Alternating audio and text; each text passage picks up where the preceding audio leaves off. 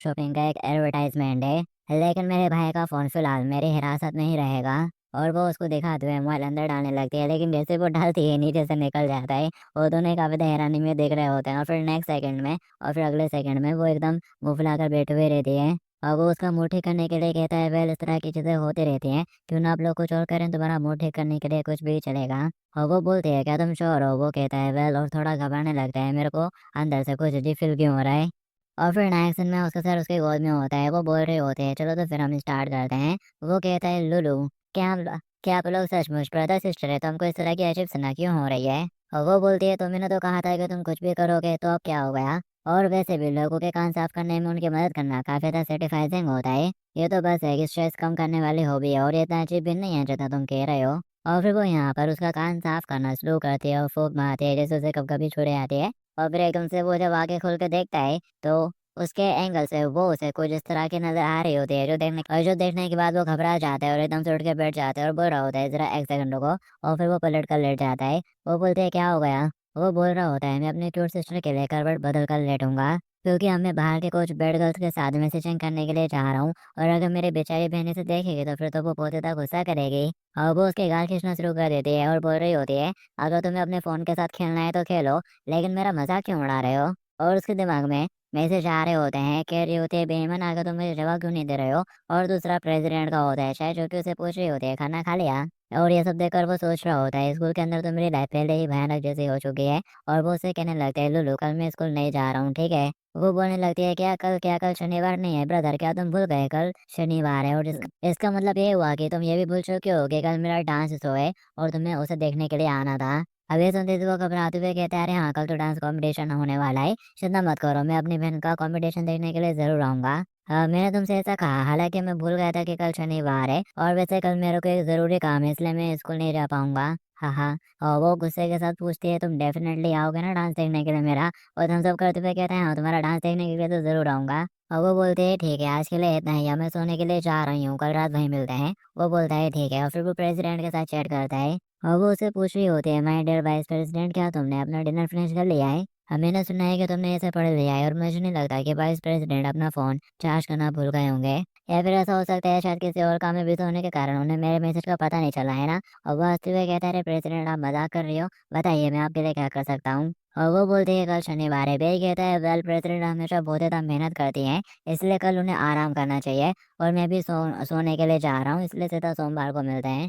और वो बोलती है, इतनी चिंता दिखाने के लिए तुम्हारा शुक्रिया वाइस प्रेसिडेंट, और तुम्हारी इसे काइंडनेस को अप्रिशिएट करने के लिए कल सुबह मैं तुम्हारे घर पर आऊँगी और तुम्हारे साथ खेलूँगी। अभी अच्छे से आराम करो। अब ये सुनते से वो घबरा जाता है और सोच रहा होता है कि तुम्हारा क्या मतलब है? अगर मेरी सिस्टर बेइलू ने शायमन को मेरे पास आते हुए देख लिया तो फिर तो मैं इसके बारे में सोच भी नहीं सकता कि वो मेरे साथ क्या करेगी। और फिर इसके बाद सीधे कल का सीन दिखाया जाता है। उसके बहन ने मैसेज करा होता है कि मैं स्टेज पर हूँ, अभी मैं रिहर्सल कर रही हूँ और रात में मेरा शो देखने के लिए आना मत भूलना। वो कहता है, ठीक है, और सोच रहा होता है। और वो सोच रहा होता है, यू डम लिटिल वाइट फॉक्स, किस्मत से मैंने बेइलू को पहले ही वहां पर भेज दिया था। और जोखिम से बचने के लिए मैं टाइम से पहले ही फटाक से भागकर अपने घर के पास के किसी लाइब्रेरी में आ गया, ताकि मैं अपने घर में होने वाले डिजास्टर से बच सकूं। और साथ ही वो खुश होते हुए कह रहा होता है, सच में मैं कितना होशियार हूँ। कि तभी पीछे से कोई बोलता है, क्या तुम कुछ कॉफी लेना चाहोगे? वो बोलता है, हाँ शुक्रिया, और ले लेता है और खुश होने लगता है। और फिर तभी वो चौंक जाता है और बोल रहा होता है, जरा 1 मिनट रुको, ये फीलिंग तो जानी पहचानी सी है। यहाँ पर प्रेसिडेंट आ चुकी होती है, जो कि उसे चिपकते हुए कह रही होती है, गुड मॉर्निंग सर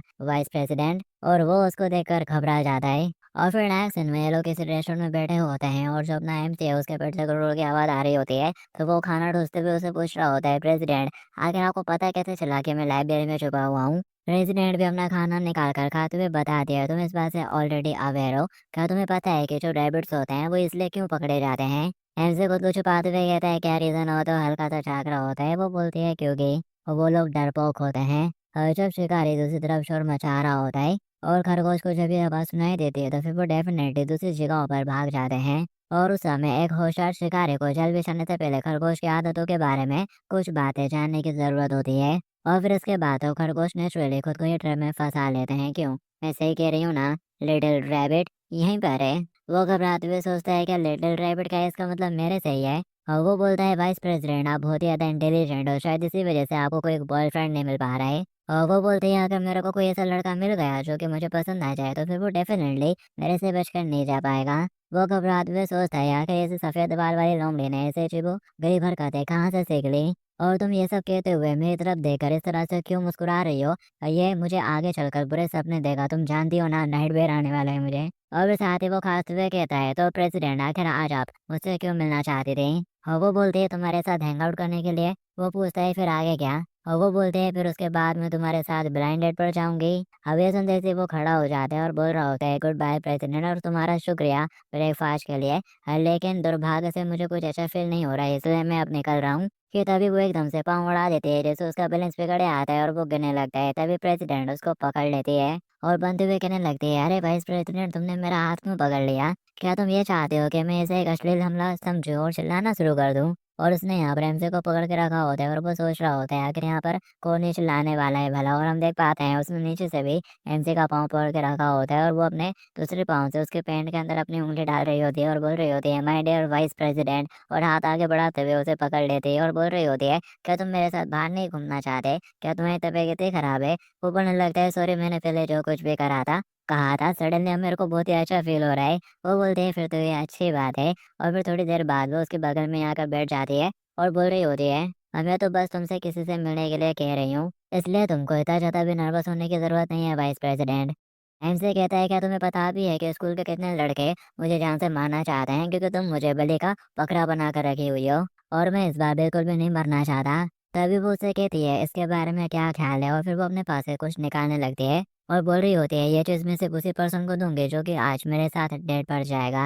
और उसको देखकर वे काफी एक्साइटेड हो जाता है और चिल्लाते हुए कहता है "अरे, ये तो जवान फोर का लिमिटेड एडिशन है और ये गेम तो ऑब्वियसली 3 महीने के बाद रिलीज होने वाला था, तो आगे तुमको ये कैसे मिला?"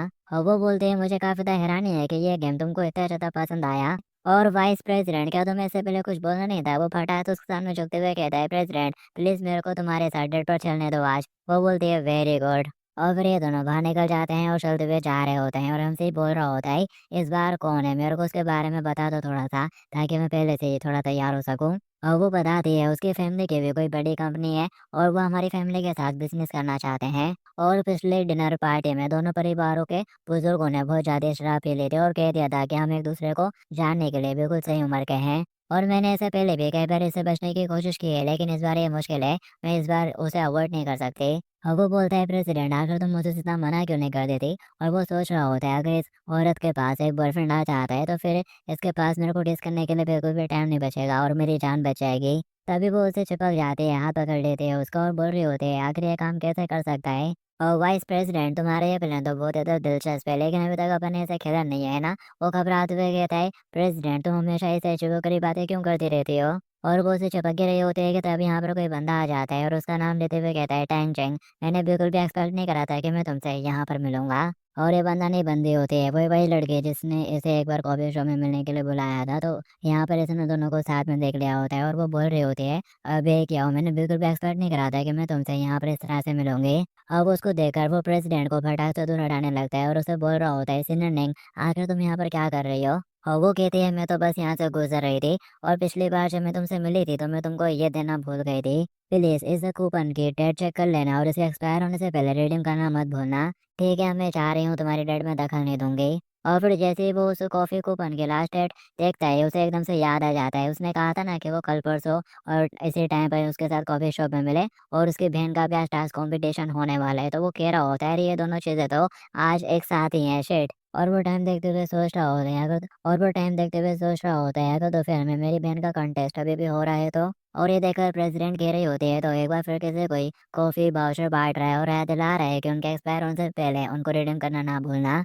और मैं तो ये बिल्कुल सोच भी नहीं सकती थी कि कोई मेरी पीठ पीछे हमारे स्कूल के क्वीन के इतने ज्यादा करीब हो सकता है। और फिर तभी एकदम से वो उसकी तरफ देखना शुरू कर देता है और उसका हाथ पकड़ते हुए भगाते हुए उसे ले जाने लगता है। वो बोलते हैं क्या हो गया? वो बोलता है मैं तुम्हारी हेल्प करूंगा ना इस ब्लाइंड डेट पर चलो। और फिर वो भगाते हुए सीधा उसी जगह पर ले आता है जहाँ पर वो दूसरा बंदा इसके साथ मिलने वाला है। और दरवाजे की जैसे ही घंटी बजती है वो पीछे मुड़कर देखता है और उसका नाम ले रहा होता है। और वो देखता है कि वो एक बंदे के साथ आई है तो वो पूछने लगता है ये कौन है? फिलहाल जो प्रेसिडेंट है वो काफी हाफ रही होती है और बोल रही होती है ये इडियट इतनी ज्यादा तेज क्यों भाग रहा था?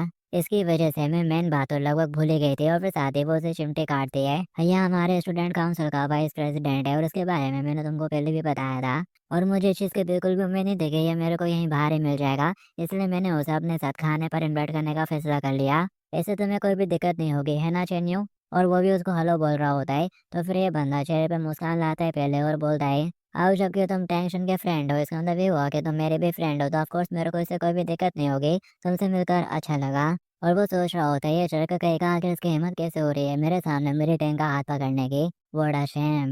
और वो थोड़ी देर बाद का सीन दिखाया जाता है, वो बैठी रहती है, कुछ कर रही होती है और मुंह फुलाते हुए सोच रही होती है। और वाइस प्रेसिडेंट तो सचमुच काफी ज्यादा बेवकूफ है, वो सही तौर पर नकली बॉयफ्रेंड बनकर मेरे साथ आया है। लेकिन जरा देखो तो ये किस तरह से अपने ही दुश्मन के साथ इतने अच्छे से बातें कर रहा है। और वो एकदम से कुछ खाने का उठाते हैं और उसके ही बोल में डालने के बहाने उसके काफी ज्यादा करीब हो जाती है और बोल रही होती है, बस बातें ही मत करते रहो, कुछ खाओ भी। और डिनर करने के बाद भी अपन लोगों के पास दूसरी चीजों को एंजॉय करने का टाइम रहेगा। और अब ये सब सुनकर और देखकर वो घबराते हुए थोड़ा पिछड़ने लगता है, जबकि अब तक ये देखकर वो बंदा गुस्सा हो चुका होता है और सोच रहा होता है सच में क्या क्लोज रिलेशनशिप है। ये मेरी ब्लाइंड डेट होने वाली थी, लेकिन अब जरा देखो तो ठीक है, तो अब मुझे जाना होगा एक्सक्यूज देते हुए। और वो उसके कंधे पे हाथ रखते हुए कहता है, भाई तुमसे मिलकर बहुत ज़्यादा खुश हुई, तो चलो एक और ड्रिंक करने के लिए चलते हैं और आज रात अपनी बातचीत को कंटिन्यू करते हैं। और वैसे भी ये रेस्टोरेंट अपनी वाइन कलेक्शन के लिए काफ़ी ज़्यादा मशहूर है। और वो कहता है क्या ड्रिंक में पीने में बिल्कुल भी अच्छा नहीं हो। वो बोलता है अरे फाइन जरा एक ट्राई तो करो। और अब ड्रिंक का सुनते से यहाँ पर उसे एकदम से आइडिया आने लगता है प्रेसिडेंट को। वो सोच रही होती है और वो यहाँ पर प्लान बनाती है, पहले वो ड्रिंक करेगी और फिर नशे में होने का नाटक करते हुए और वो बे के ऊपर ही गिर जाएगी, जैसे सामने वाले की चल जाएगी और मेरा प्लान और मेरा काम बन जाएगा। तो अब ये सोचने के बाद वो खुश हो जाती है और कहने लगती है अरे हाँ ये तो काफ़ी ज़्यादा अच्छा आइडिया है, चलो ना थोड़ा सा ड्रिंक कर ही लेते हैं। वो रानी के साथ पूछता है कि तुम वाकई में ड्रिंक करना चाहती हो। और वो बोलती है अरे थोड़ी सी पी लो, वैसे भी मैंने तुम्हें पहले कभी भी ड्रिंक करते हुए नहीं देखा है। अभी सुनने के बाद वो कहने लगता है ठीक है बस थोड़ी सी। और फिर लोग ड्रिंक कर रहे होते हैं और वो सोच रही होती है थोड़ा सा ड्रिंक करने के बाद मैं नाटक करना शुरू करूंगी। और जैसे वो पीने लगती है तभी वो साइड में देखती है हल्का सा पीते से ही जो बे है वो तो गिर चुका होता है। वो बोलती है बे क्या तुम ठीक हो? ये देखकर चश्मा वाला बंदा कहने लगता है वो लगता है कैसे चढ़ गई है। और वो थोड़ा खुश हो रहा होता है पर उसके सामने दुखी होते हुए बोलता है हो माय बैड, आखिर तुमने मेरे को पहले क्यों नहीं बताया कि तुम कम पीते हो? मैंने तो इनमें डेट ली है कि यूनिट खरीद दी थी। लगता है कि अब अपन लोगों को इसे वापस ले जाना पड़ेगा घर और रास्ते में शायद अब लोग कहीं पर बैठकर बातें कर सकते हैं। लेकिन प्रेसिडेंट कहती है रहता कि ये ठीक नहीं हो जाता, मेरे को तुम्हारे साथ बात करने में कोई भी इंटरेस्ट नहीं है। वो बोलता है ठीक है तो पहले मैं जाकर बिल पे कर देता हूँ। और वो बिल पे करने के लिए निकल जाता है वहाँ से। और उसके जाते से एनसी उसका नाम लेता है टेंशन, और तुमसे काफ़ी अच्छी स्मेल आ रही है। और वो एकदम से उसको हक कर लेता है और उसकी बात सुनकर वो एकदम घबरा जाती है और बोलने लगती है हंसते हुए, अरे तुम ये किस बारे में बातें कर रहे हो? और पूछने लगती है क्या तुम खड़े हो सकते हो खुद ही से? और फिर वो खड़े होने की कोशिश करता है लेकिन उसकी टांगें काँप जाती है, तो ये देखकर वो आगे बढ़ती है और उसको संभालते हुए पकड़ लेती है। और वो अच्छे से खड़ा भी नहीं हो पा रहा होता है और फिर तभी एकदम से उसकी चेन से निकल कर नीचे कुछ गिर जाता है। और फिर तभी साइड से वो चश्मा वाला बंदा कहने लगता है एकदम से, अरे क्या तुमने मेरा वॉलेट देखा? मेरा वॉलेट गुम गया है। और यहाँ नीचे उसी का वॉलेट पड़ा होता है जो कि अभी अभी एमसी की चैन से निकला, और इस बंदे ने पहले ही एमसी की चैन में जानबूझकर डाल दिया था वॉलेट ताकि इसे चोरी के इल्जाम में फंसा सके। तो अब नेक्स्ट दिन में और वो बोलता है अरे तो मेरा वॉलेट यहाँ पर था, देखो मुझे कहाँ से मिला ये वॉलेट। और फिर लोग टेबल पर बैठे रहते हैं और वो बोलने लगता है ऐसा लगता है कि ये तो बहुत पहले ही फिसल गया था, स्टूडेंट बे चोरी करना एक क्राइम है और अपन लोगों को तो कानून का पालन करने वाला लोग होना चाहिए, तो ये सब क्या है? और वो कहता है क्या तुम्हारा वॉलेट चोरी हो गया न, इस ओके तुम चले जाओ और वॉलेट को ढूंढो मैं पे कर देता हूँ। वो सीरियस होते हुए कहता है क्या मैंने तुमसे पे करने के लिए कहा? ग्रेड अगर तुम्हें इस तरह से डम होने का नाटक करना है तो मैं पुलिस को कॉल करने वाला हूँ। तभी प्रेसिडेंट कहती है अब ये टू मच हो रहा है, अगर तुम इसी तरह से बर्ताव करते रहे तो तुम्हें शर्मिंदगी उठानी पड़ेगी। और वो कहने लगता है क्या एक्टिंग टेंशन जैसा कि तुमने अभी देखा ही है, मेरा बटुआ उसके चैन से गिरा है। ऐसा करप्ट गाय मेरे स्टेटस के बिल्कुल भी लायक नहीं है और मैंने उसके जैसे बहुत से लोगों को देखा है। और तुम्हें उसको डिफेंड करने की जरूरत नहीं है कि तभी यहाँ पर प्रेसिडेंट उसके मुंह पे ड्रिंक फेंक देती है और बोलने लगती है कि अब तुम होश में आ गए हो या फिर तुम अभी भी अपनी परफॉर्मेंस कंटिन्यू करना चाहते हो? आखिर तुम्हें लगता क्या है कि तुम कौन हो? और मुझे इस बात की बिल्कुल भी परवाह नहीं है कि तुम मेरे बारे में क्या सोचते हो या फिर मेरी फैमिली से क्या कहते हो। जब तक इसे मेरे जीवन के ऊपर कोई असर नहीं होता मुझे इससे फर्क नहीं पड़ता। हालांकि अगर तुमने बे के ऊपर कोई चालबाजी करने की कोशिश करी, स्पेशली उसके फ्यूचर के साथ इस तरह का कलंक लगा कर, तो मैं इसे बिल्कुल भी बर्दाश्त नहीं करूंगी। और किस्मत से इस मर्डर के बारे में मेरे को जल्दी ही पता चल गया। और अगर तुमने मेरी वार्निंग को नजरअंदाज करा तो मैं गारंटी देती हूँ कि कल नदी के पुल के नीचे एक और कंक्रीट का खंभा होगा और वो बंदा कहता है ठीक है समझ गया, और फिर वो ग्लास को छोड़कर बे के पास से जाती है और उसको संभालने लगती है और दुखी होते हुए कह रही होती है ये सारी मेरी गलती है, कम ऑन क्या हो यहाँ से चलते हैं। और फिर नेक्स्ट में दिखाया जाता है वो लोग बाहर के किसी बेंच पर बैठे रहते हैं और क्या हो उसकी गोद में लेटा रहते हैं, और फिर तभी एकदम से उसे थोड़ा होश आता है और वो पूछने लगता है एकदम से उससे टाइम क्या हो रहा है, और वो बोलती है 4 बज गए। अब ये सुनते से ही वो फटाक से खड़ा हो जाता है और घबराते हुए कहता है शर्ट में सो के लिए लेट हो गया, कि तभी वो उसके सिर के ऊपर मारती है और कहती है डमी, ये बस एक झूठ था, और उसे फ्रिज से लेटा लेती है। ओ वाइस प्रेसिडेंट, तुम तो आसानी से दूसरों की बातों में आ जाते हो, इसलिए इसमें कोई भी रहने की बात नहीं है कि अभी अभी चेन्नई ने तुमको फंसाने की कोशिश की थी। वो हैरानी के साथ कहता है क्या फंसाना?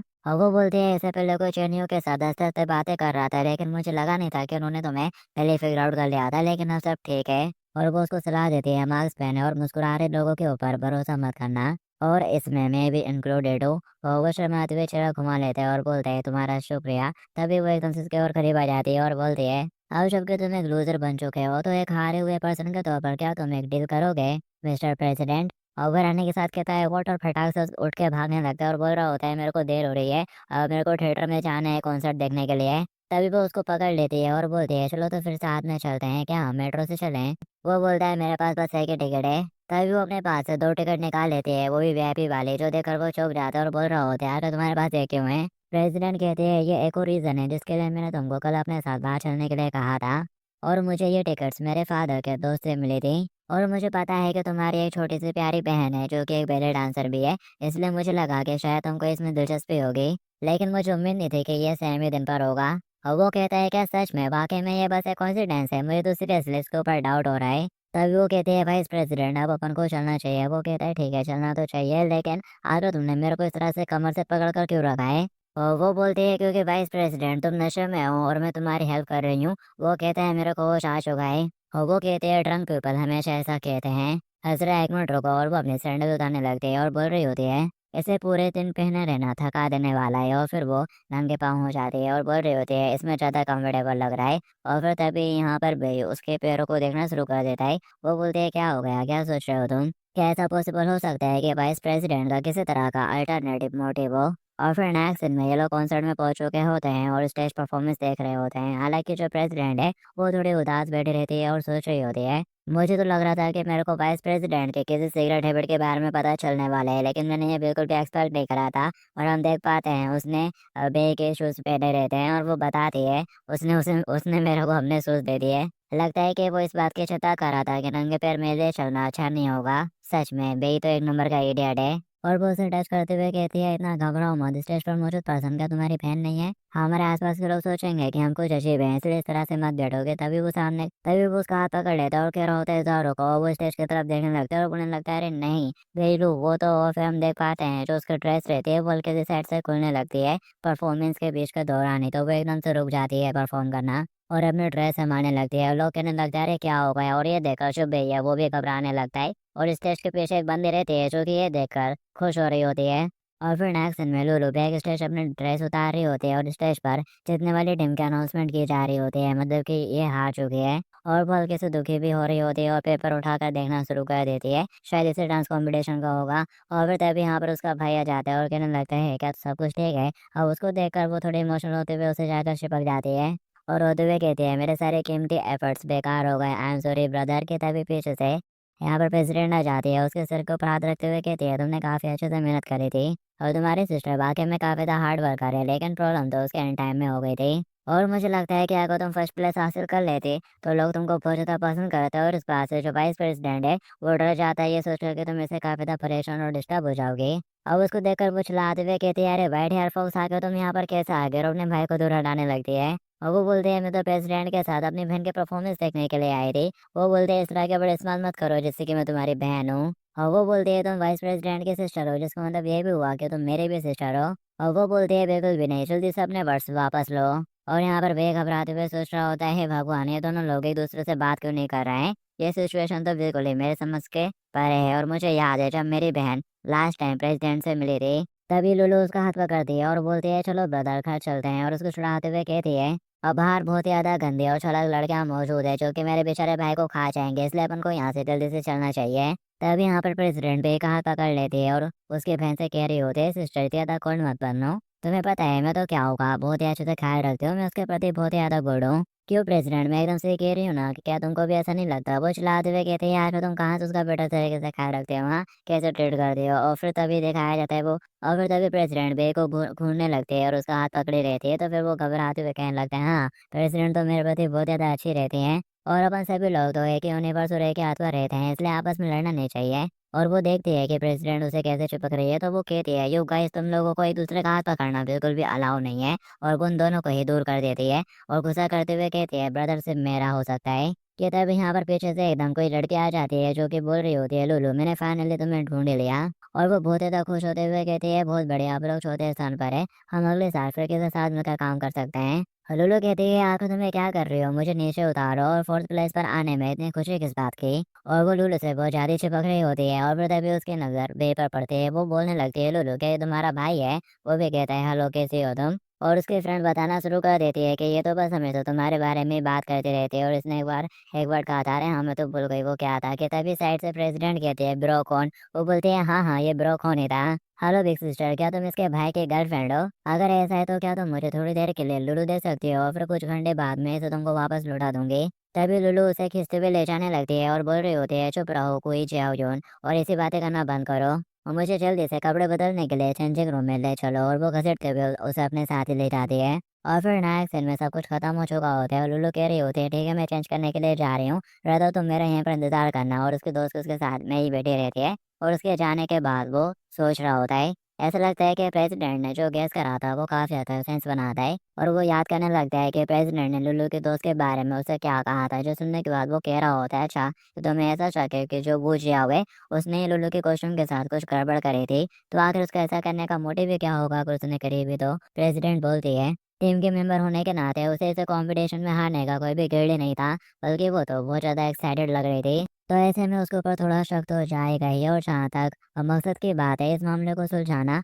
लुल्लू के भाई के तौर पर तुम्हारी जिम्मेदारी है। लेकिन अगर तुम किसी लड़की से पर्सनल में आमने सामने पूछताछ करना चाहते हो तो, और फिर साथ ही वो प्रेसिडेंट की बात याद कर अपना सर पकड़ लेता है और कह रहा होता है आखिर वो ऐसी चीज कैसे कह सकती है? पीछे से जाओ कहने लगती है क्या हुआ फिर बदर, क्या लुल्लू का शो बेकार होने की वजह से तुम्हारा सर दर्द हो रहा है? ओह वेल, आधे साल की कड़ी मेहनत के बाद चौथे प्लेस पर आना वाकई में दुख की बात है। तभी बे कहने लगता है वेल, मुझे लगता है कि तुमने ही टीम के कपड़े चेक करे थे है ना? अब यह सुनते सी बोल के से घबरा जाती है और कहने लगती है वेल, डांस के कपड़ों के इसे बैच के ठीक से जांच तो हुई थी, लेकिन मुझे नहीं पता कि फिर ये कैसे हो गया। सच में शायद से स्टेज की ही लाइट इतनी तेज और गर्म थी कि ड्रेस की सिलाई उखड़ गई। अब यह सुनते से बे को उसके ऊपर और शक होने लगता है, वो सोच रहा होता है सच में कुछ तो गड़बड़ लग रही है। और फिर तभी यहाँ पर उसके पास वो का कॉल आता है। वो कॉल उठाकर जैसे हेलो बोलता है, तो दूसरी साइड से वो बोलती है मर जाओ बे, क्या हो? आखिर तुम मेरे मैसेज का जवाब क्यों नहीं दे रहे थे, हाँ? और अभी इस वक्त तुम कहाँ पर हो? वो बोलता है मैं थिएटर में हूँ। और वो बोलते हैं क्या थिएटर में, क्या तुम अकेले गए हो या फिर किसी और लड़की के साथ गए हो डेट पर?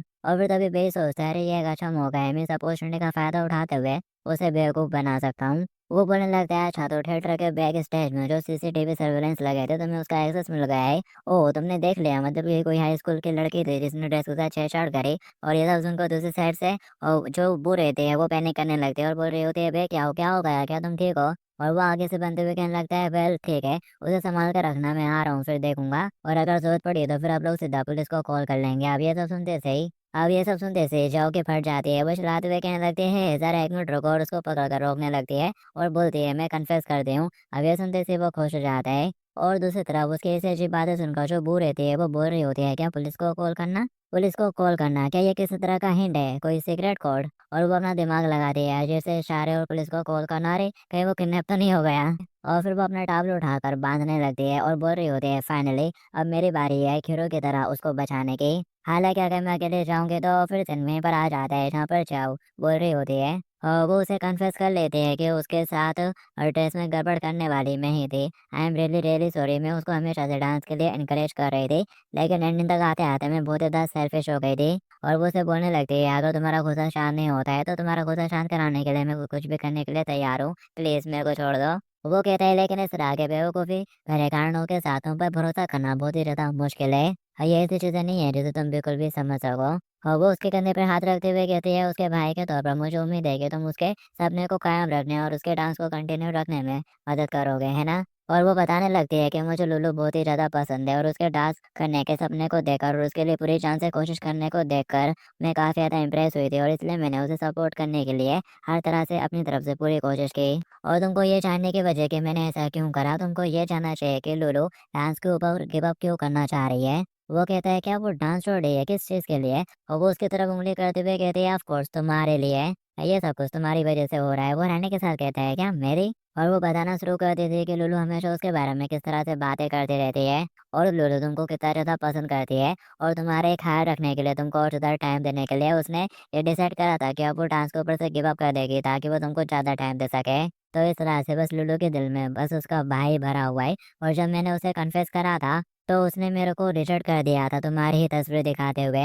ये सुनने के बाद वो काफ़ी हैरान हो जाता है और सोच रहा होता है तो लुलु ने तुमको रिजेक्ट करा था। वो मुँह फुलाते हुए कहती है इसे जेलसी बोलते हैं। लेकिन उसके भई होने के नाते तुमको ये बात तो पता ही होगी कि लुलु का डांस में कितना ज़्यादा इंटरेस्ट है और वो कितनी टैलेंटेड है। तो ऐसे में अगर वो इसके ऊपर से गिव अप करना चाहेगी, ऐसे ही हार मान लेगी तो क्या तुमको राहत मिलेगी ये सोचकर, हाँ? और इतना कहने के बाद वो वहाँ से चली जाती है और वो भी उसकी बातें सुनने के बाद थोड़ा सोच में पड़ जाता है। और फिर दिखाया जाता है बिजली कड़क रही होती है और बारिश हो रही होती है और ये लोग जा रहे होते हैं। भई उसे कहता है तुम बहुत ज़्यादा थक गई होगी, थोड़ा आराम कर लो। वो बोलते हैं नहीं, अगर मैं सो गई तो फिर मैं अम्ब्रेला नहीं पकड़ पाऊँगी और तुम भीग जाओगे। अभय कहता है मैंने सुना है कि तुम डांस छोड़ना चाहती हो। अगर तुम इस तरह से हार मान लोगी तो एक बूढ़ी औरत बनने के बाद क्या तुमको इस बात के ऊपर पछतावा नहीं होगा? लुलु हैरानी के साथ कहती है क्या आखिर तुमने ये कहाँ से सुन लिया? मैंने तो अभी हार मानने की बात की ही नहीं है। वो कहते हैं लेकिन वो जाओ तो ऐसे ही कुछ बोल रही थी। लुलु बोलते हैं नहीं, मैं यहाँ पर बिल्कुल भी गिव अप नहीं करने वाली। और वो यहाँ पर किसी और लड़के का रेफरेंस देते हुए बोलती है अगर मैं उसके एग्जिस्टेंस को सरपास कर लेती हूँ तो फिर मेरे भाई को मेरे ऊपर बहुत ज़्यादा प्राउड होगा, इसलिए लुलु हार नहीं मानेगी। अब ये सुनते से उसे भी शायद समझ में आ जाता है कि वो कौन से लड़के के बारे में रेफरेंस दे रही है और वो यहाँ पर याद करते हैं उसको और हमें भी यहाँ पर तस्वीर दिखाई जाती है। और भी बता रहा होता है टाइम कभी भी कुछ नहीं बदलता, ये सिर्फ बाहर से ही दिखता रहता है। 2 साल बीत चुके हैं और अब मुझे उसके जाने के बारे में पहले जैसा महसूस नहीं होता, लेकिन उस समय का दर्द मेरी यादों में हमेशा के लिए बस गया है। इसलिए मैं अब किसी के भी कन्फेशन को एक्सेप्ट नहीं करना चाहता। तभी लुलु उसके गाल खींचते हुए कहती है मैंने उस औरत के बारे में मेंशन क्या करा, तुम तो फिर कैसे उदास होने लगे? और वो कहता है आखिर ऐसा कैसे पॉसिबल हो सकता है, मैं तो आज रात के खाने के बारे में सोच रहा था।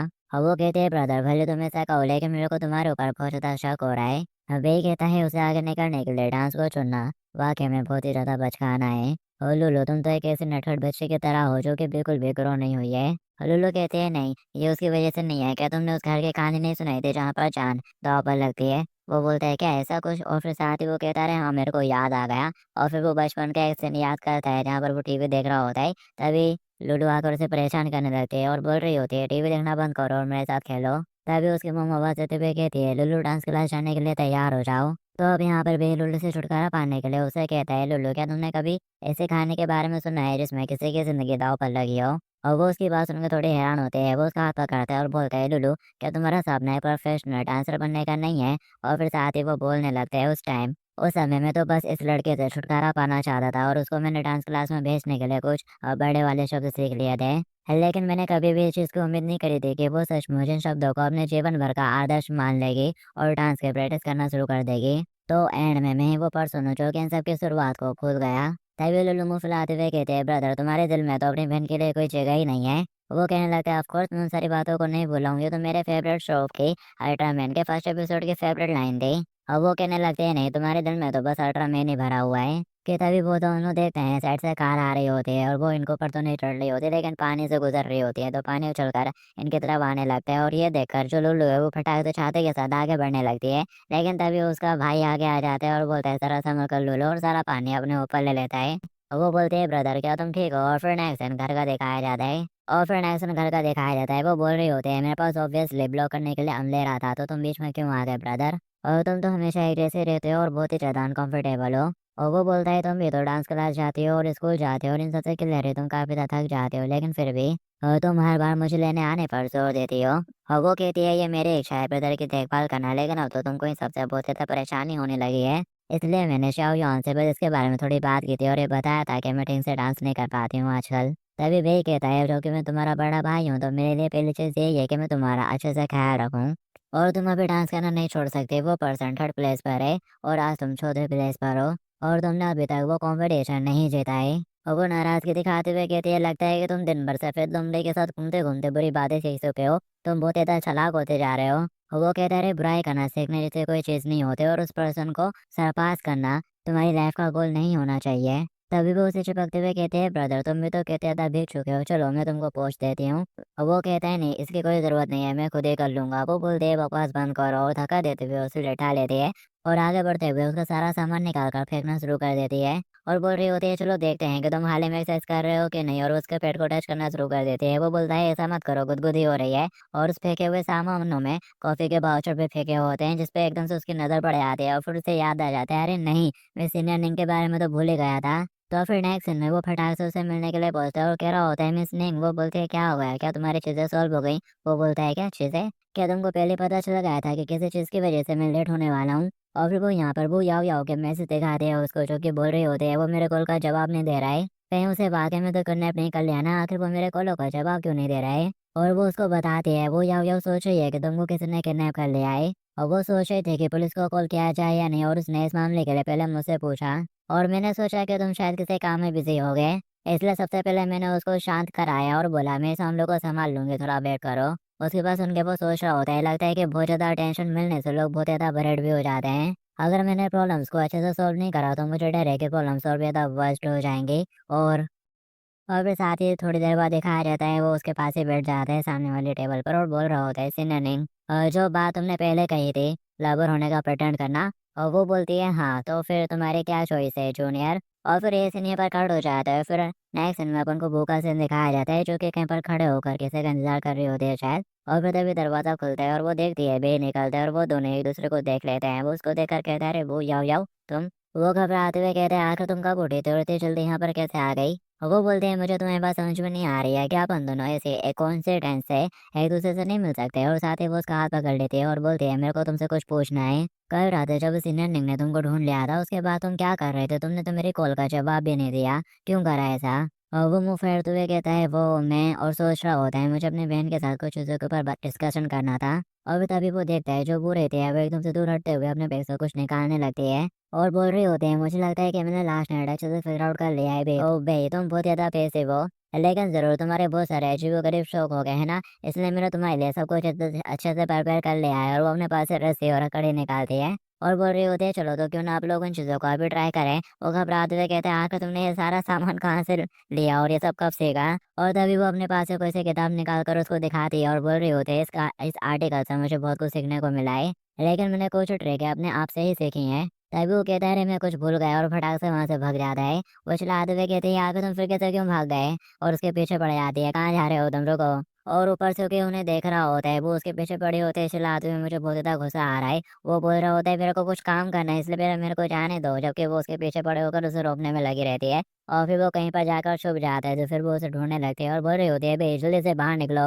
और बोल रही होती है, अगर मैंने तुमको ढूंढ लिया तो तुम्हें भागने का कोई भी मौका नहीं मिलेगा। और वो सांस भरते हुए मन ही मन कह रहा होता है, तुम मुझे नहीं ढूंढ पाओगे। और फिर तभी उसका कॉल बजता है, वो उठाकर हेलो बोलता है, तो ये प्रेसिडेंट का कॉल होता है। और जो कि नेल पॉलिश लगाते हुए उसे पूछ रही होती है, डियर वाइस प्रेसिडेंट, तो तुम्हारा वीकेंड कैसा रहा? और वो बोलता है, प्रेसिडेंट का बहुत बहुत शुक्रिया, मैंने काफी अच्छा टाइम बिताया। और वो याद कर रहा होता है कि उसके बहन घर पे किस मूड में थी। और वो सोच रहा होता है, डम प्रेसिडेंट, ये सब कुछ तुम्हारी वजह से ही हुआ है, मुझे इस पूरे हफ्ते लूलू की तली हुई अजवाइन ही खानी पड़ी, क्योंकि तुम्हारी वजह से उसका मूड पूरा खराब हो चुका था। और वो बोलते हैं, जबकि तुम्हारा मूड इतना अच्छा है, तो क्या तुम बाद में मेरे साथ टेनिस क्लब में चलोगे कुछ काम निटाने के लिए? और ऑफ कोर्स मैं तुम्हें एक कप कॉफी भी दूंगी, हेलो। और तभी वहां से आवाज आती है, जो अपना भाई रहता है वो बनते हुए कह रहा होता है, हेलो हेलो प्रेसिडेंट, क्या तुम्हें मेरी बात सुनाई दे रही है? ऐसा लगता है कि मेरा फोन सर्विस से बाहर हो गया है, हेलो हेलो। और ऐसा कहते हुए वो कॉल ही काट देता है। तो अब ये देखकर वो यहाँ पर किसी को आवाज देकर बुलाती है और बोल रही होती है, क्या तुम मेरे उसे क्लासरूम को ढूंढने में मदद कर सकते हो, जहाँ पर भाई बाद में अपने क्लासेस लेगा? वो बोलती है, हाँ रोजा, और इस बंदे का नाम शैन बेई है, और ये student union self management department के हेड है, और इसका निक नेम लिटिल टेंशन है। और फिर इसके बाद हमें बेकसन दिखाया जाता है, जो कि किसी क्लासरूम में होता है और सोच रहा होता है, मेरी स्कूल लाइफ अभी काफी बड़े क्राइसिस से गुजर रही है। कि तभी कोई लड़के आकर उसका हाथ पकड़ लेते हैं, वो घबराते हुए कहता है, "अरे नहीं फिर कैसे नहीं?" और तभी वो देखता है ये सीनियर होती है उसकी, वही लिंक। और वो बोल रही होती है, मैंने देखा कि आज सुबह फिर कैसे वो तुम्हारा पीछा कर रहे थे, और अब जबकि अपन लोगों ने लास्ट नाइट डील कर ली थी, इसलिए मैंने सोचा क्यों ना आज अपन इस मौके का फायदा उठाते हुए नकली कपल होने का